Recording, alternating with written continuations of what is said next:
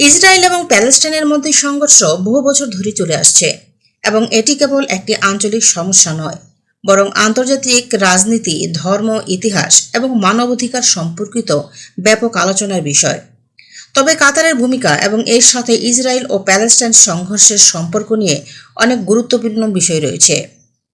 কাতার একটি মধ্যপ্রাচ্যের ধনী দেশ। 2000 সালের পর থেকেই প্যালেস্টাইনের প্রতি এক ধরনের শক্তিশালী সমর্থন প্রদান করে আসছে। কাতার প্যালেস্টাইনের জনগণের জন্য আর্থিক সহায়তা প্রদান করছে এবং গাজার একটি প্রধান সাহায্যকারী হিসেবে পরিচিত। এটি গাজার শাসক গোষ্ঠী হামাসের সঙ্গে সম্পর্ক স্থাপন করেছে এবং তাদেরকে অর্থনৈতিক এবং রাজনৈতিক সহায়তা দিয়েছে। হামাস হল একটি ইসলামিক রাজনৈতিক সংগঠন এবং যুদ্ধগ্রস্ত গাজা অঞ্চলের শাসক গোষ্ঠী। 2007 সাল থেকেই তারা গাজা নিয়ন্ত্রণ করছে, যা প্যালেস্টাইনের পশ্চিম তীর থেকে আলাদা। হামাস ইসরায়েলকে একটি অবৈধ রাষ্ট্র মনে করে এবং তাদের বিরুদ্ধে সশস্ত্র সংগ্রাম চালিয়ে যাচ্ছে। কাতার হামাসের প্রতি তার সমর্থন বজায় রেখেছে, যার ফলে ইসরায়েল এবং কাতারের মধ্যে তীব্র সম্পর্কের টানাপোড়েন সৃষ্টি হয়েছে। যদিও কাতার হামাসকে সমর্থন দেয়, তবে তারা বহুবার শান্তির জন্য মধ্যস্থতা করার চেষ্টাও করেছে। কাতার সর্বদা এই সংঘর্ষের সমাধানে একটি দুই রাষ্ট্রভিত্তিক সমাধান সমর্থন করে আসছে, যেখানে প্যালেস্টাইন এবং ইসরায়েল দুটি স্বাধীন রাষ্ট্র হিসেবে অস্তিত্ব লাভ করবে। কাতার যুক্তরাষ্ট্র এবং অন্যান্য আন্তর্জাতিক সম্প্রদায়ের সাথে একযোগে শান্তির উদ্যোগের পক্ষে। ইসরায়েল এবং কাতারের মধ্যে সম্পর্ক খুবই জটিল। যদিও কাতার প্যালেস্টাইনের পাশে দাঁড়িয়েছে, তবে তা সরাসরি ইসরায়েলকে বিরোধিতা করার ক্ষেত্রে কখনোই পুরোপুরি এগিয়ে যায়নি। কাতার কখনোই ইসরায়েলের বিরুদ্ধে যুদ্ধ ঘোষণা করেনি কিংবা তার বিরুদ্ধে আনুষ্ঠানিকভাবে হামলাও করেনি, বরং তারা অনেক সময় প্যালেস্টাইনের জন্য আন্তর্জাতিক চাপ প্রয়োগের মাধ্যমে শান্তির আলোচনায় অবদান রেখেছে। বর্তমানে কাতার এবং ইসরায়েলের মধ্যে সরাসরি সংঘর্ষের সম্ভাবনা কম।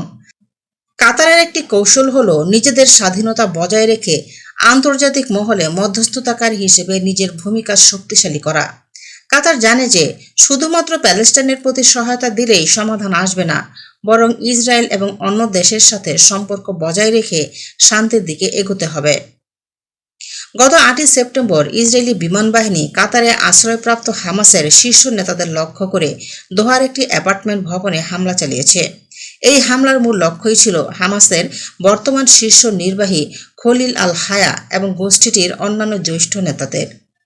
মাত্র 15 মিনিট স্থায়ী হওয়া সেই অভিযানে দোহায় হামাসের সঙ্গে সংশ্লিষ্ট 5 জন সহ মোট 6 জন নিহত হলেও সৌভাগ্যবশত বেঁচে গিয়েছে খলিল আল হায়া এবং হামাসের হাই কমান্ডার সদস্যরা।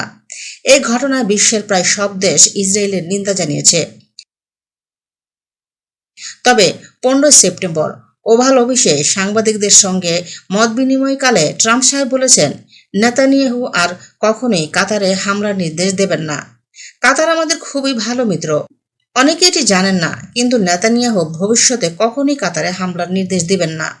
এখন থেকে তিনি কাতারের সঙ্গে মিলেমিশেই থাকবেন। তবে এই হামলার পেছনে কিছু গুরুত্বপূর্ণ কৌশলগত এবং রাজনৈতিক কারণও ছিল। যেমন, কাতার দীর্ঘদিন ধরে হামাসকে রাজনৈতিক এবং অর্থনৈতিক সমর্থন দিয়ে আসছে। যদিও কাতার কখনোই সরাসরি ইসরায়েলের বিরুদ্ধে অবস্থান নেয়নি, কিন্তু তারা হামাসকে মানবিক সহায়তা প্রদান এবং রাজনৈতিক আশ্রয় দেওয়ার কারণেই ইসরায়েলি কর্তৃপক্ষ এটি তাদের জন্য একটি বড় হুমকি হিসেবে দেখছে। ইসরায়েলি বিমান বাহিনীর দোহার হামলা কাতারে হামাসের শীর্ষ নেতাদের বিরুদ্ধে একটি কৌশলগত আক্রমণ ছিল, যা ইসরায়েলি কর্তৃপক্ষের পক্ষ থেকে নিরাপত্তা সংক্রান্ত পদক্ষেপ হিসেবে নেওয়া হয়েছে।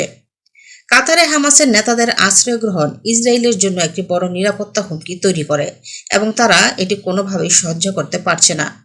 এই হামলা তাদের পক্ষ থেকে এক ধরনের বার্তা ছিল, যা তাদের বিরোধী শিবিরকে জানান দেয় যে তারা যে কোনো জায়গাতেই হামাসের নেতাদের টার্গেট করবে।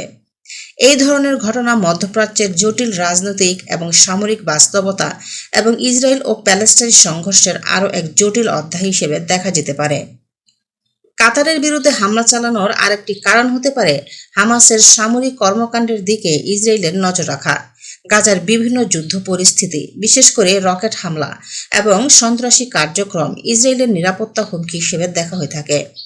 এছাড়াও ইসরায়েলি কর্তৃপক্ষ হামাসের সাথে কূটনৈতিক সম্পর্ক কিংবা সংলাপ করার কোনো ইচ্ছা রাখে না। তারা হামাসকে তাদের অস্তিত্বের জন্য সরাসরি হুমকি মনে করে, কারণ হামাস ইসরায়েলকে অবৈধ রাষ্ট্র হিসেবে বিবেচনা করে এবং তাদের লক্ষ্য ইসরায়েলকে ধ্বংস করা। তাছাড়াও কোনো শত্রু গোষ্ঠীর শীর্ষ নেতাদের লক্ষ্য করে হামলা করা সামরিক কৌশলের একটি গুরুত্বপূর্ণ অংশ হতে পারে। এর মাধ্যমে গোষ্ঠীটির নেতৃত্ব এবং কার্যক্রম ভেঙে ফেলা সম্ভব হয়।